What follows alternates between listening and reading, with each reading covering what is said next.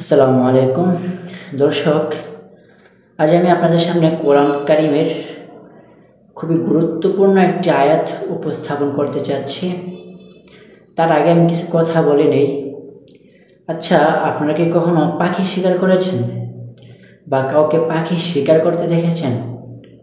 শিকারী যখন পাখিকে শিকার করে তখন দেখবেন শিকারী এরকম একটা স্থানে অবস্থান করে যে স্থানে থাকার কারণে পাখি শিকারীকে দেখতে পায় না, কিন্তু শিকারী শিকার তথা পাখিকে দেখতে পায়।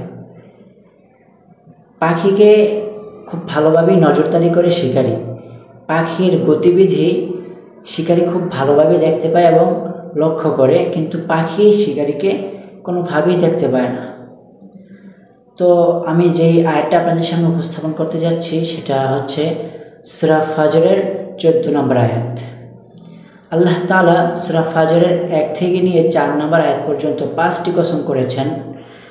সেই 5টি কসম হচ্ছে অল ফাজর 1 নম্বরে ফজরের কসম, ওয়ালায়ালিন আশর, তারপর হচ্ছে 10 রাতের কসম তথা জিলহজ মাসের 10 রাতের কসম প্রথম, তারপর হচ্ছে ওয়াশ-শাফঈ ওয়াল ওয়াতর অর্থাৎ জোর এবং বেজোর।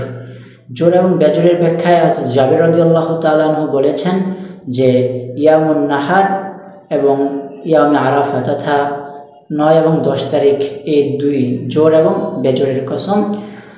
শেষ 5 নম্বর যে কসম করেছেন সেটা হচ্ছে ওয়াল লাইলি ইযা ইয়াসর অর্থাৎ গত হয়ে যাওয়া রাতের কসম, অর্থাৎ যে রাত চলতে থাকে এরকম রাতের কসম করেছেন।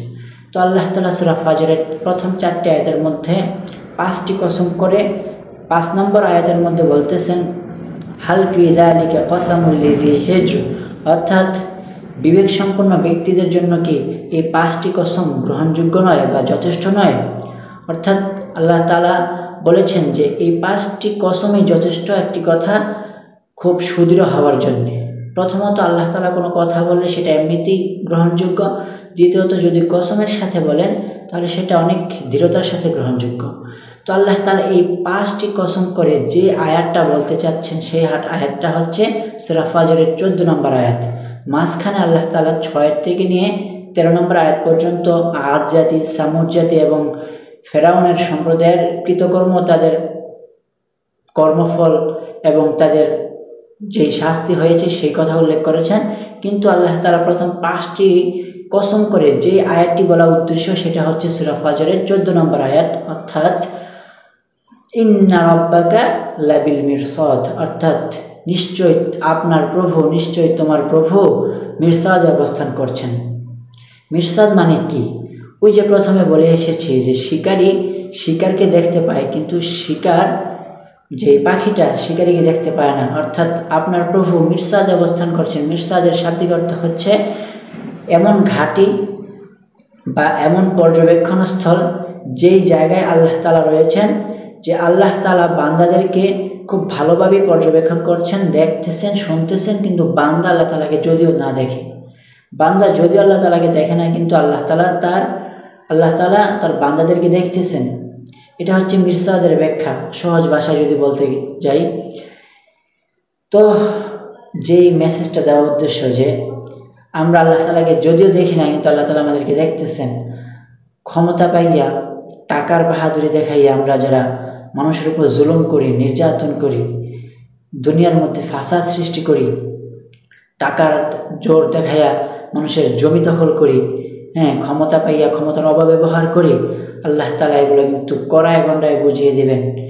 ইবনে কাসিরের মধ্যে ইন্না রাব্বাকা লাবিল মিরসাদ এটার অর্থ করেছেন, এটার ব্যাখ্যা করেছেন যে নিশ্চয়ই আপনার প্রভু সব কিছু পর্যবেক্ষণ করতেছেন, অর্থাৎ তিনি সব কিছু কড়ায় গণ্ডায় বুঝিয়ে দিবেন, প্রতিদান দিবেন।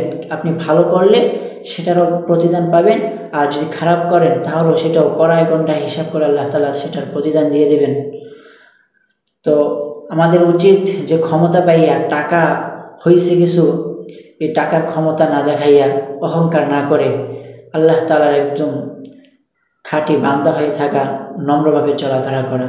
আল্লাহ তাআলা এক আয়াতের মধ্যে বলেন ওয়া ইবাদুর রহমানিল্লাযীনা ইয়ামশুনা আলাল আরদি হাওনা ওয়া ইযা খাতাবাহুমুল জাহিলুনা ক্বালু সালামা অর্থাৎ রহমানের বান্দা তো তারাই যারা দুনিয়ার বুকে নম্রভাবে চলাফেরা করে এবং যখন অজ্ঞরা তাদেরকে গালি দেয়, মন্দ কথা বলে, তখন তারা শান্তিপূর্ণ কথা বলে।